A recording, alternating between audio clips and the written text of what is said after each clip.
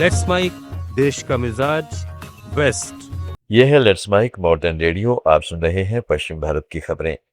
राजस्थान के पूर्व मुख्यमंत्री अशोक गहलोत ने प्रदेश के कृषि विभाग और बीज निगम में करोड़ों रुपए के नकली बीज घूस खान का मुद्दा उठाते हुए इसे बेहद चिंताजनक बताया है। उन्होंने सोशल मीडिया पोस्ट में आरोप लगाया कि जो अधिकारी कृषि मंत्री किरोड़ीलाल मीणा के साथ छापेमारी का नाटक कर रहे थे, वे ही बैकडोर से वसूली और ब्लैकमेलिंग का सिंडिकेट चला रहे थे। इस मामले की कड़ियां ऊंचे स्तर तक जुड़ी हुई हैं और बिना संरक्षण के ऐसा संभव नहीं है।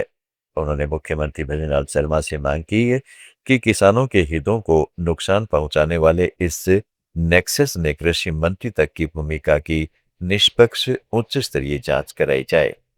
बता दें कि राजस्थान की बहुचर्चित नकली मूंगफली बीज घोटाला मामले में बीकानेर एसीबी स्पेशल कोर्ट ने राजस्थान राज्य बीज निगम के नामित निदेशक जुगल किशोर बिश्नोई समेत 6 आरोपियों को 5 दिन की रिमांड पर भेज दिया है। दरअसल एसीबी ने लोणकांडसर में एक निजी बस में 85 लाख रुपए नकद के साथ स्वतंत्र जियानी को गिरफ्तार किया था।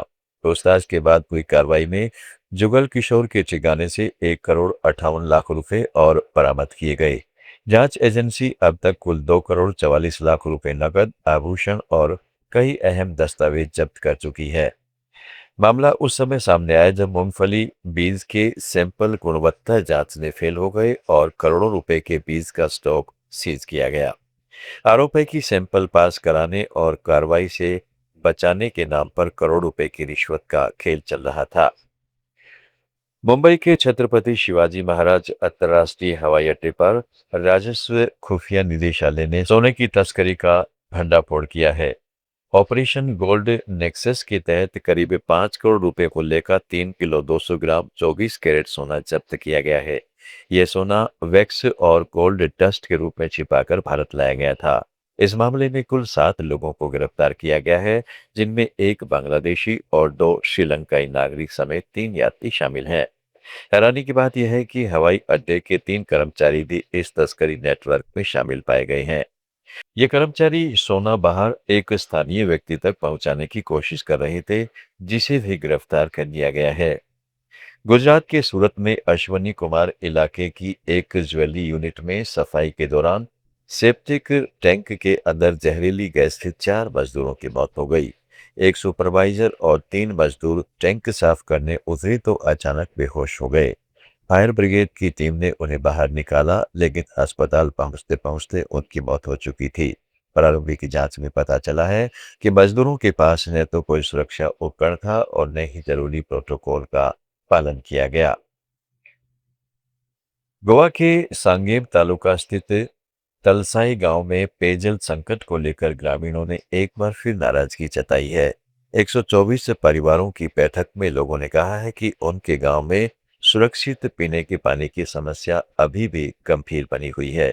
ग्रामीणों ने कुछ रिपोर्ट्स पर सवाल उठाते हुए कहा है कि गांव में साफ पानी उपलब्ध है जैसी बातें गलत और भ्रामक हैं। उनका आरोप है कि ऐसी रिपोर्टिंग से लोगों में भ्रम फैलता है और उनकी पानी की लड़ाई कमजोर होती है। लोगों ने मीडिया और पत्रकारों से अपील की है कि किसी भी रिपोर्ट को प्रकाशित करने से पहले जमीनी हकीकत की पूरी जांच करें। ग्रामीणों का कहना है कि वे लंबे समय से स्वच्छ और भरोसेमंद पेयजल की मांग कर रहे हैं, लेकिन समस्या अब तक जस की तस बनी हुई है। पिछले 12 जून को अहमदाबाद में एयर इंडिया की लंदन जाने वाली फ्लाइट के दुर्घटनाग्रस्त होने के 1 साल बाद शिकार हुए फिल्मकार महेश गिरावाला के पिता गिरधर भाई कलावड़िया अब परिवार को संभालने की कोशिश कर रहे हैं। महेश ने हार्ट सर्जरी के बाद पिता से वादा किया था कि वह कर्ज चुकाकर परिवार के लिए घर खरीदेंगे। दुर्घटना में महेश की मौत हो गई, लेकिन मुआवजे से परिवार ने नरोड़ा में 2 बेडरूम का फ्लैट खरीद लिया। पिता कहते हैं कि बेटे ने मरने के बाद भी अपना वादा निभाया। परिवार अब धीरे धीरे जीवन पटरी पर लाने की कोशिश कर रहा है, लेकिन महेश की कमी हर पल महसूस होती है। महाराष्ट्र, गोवा, गुजरात, दमन और राजस्थान की ताज़ा खबरों के इस बुलेटिन को रोजाना सुनने के लिए डाउनलोड करें लेट्स माइक ऐप। जुड़े रहिए लेट्स माइक के साथ। आप सुन रहे थे let's mike more than radio. Follow कीजिए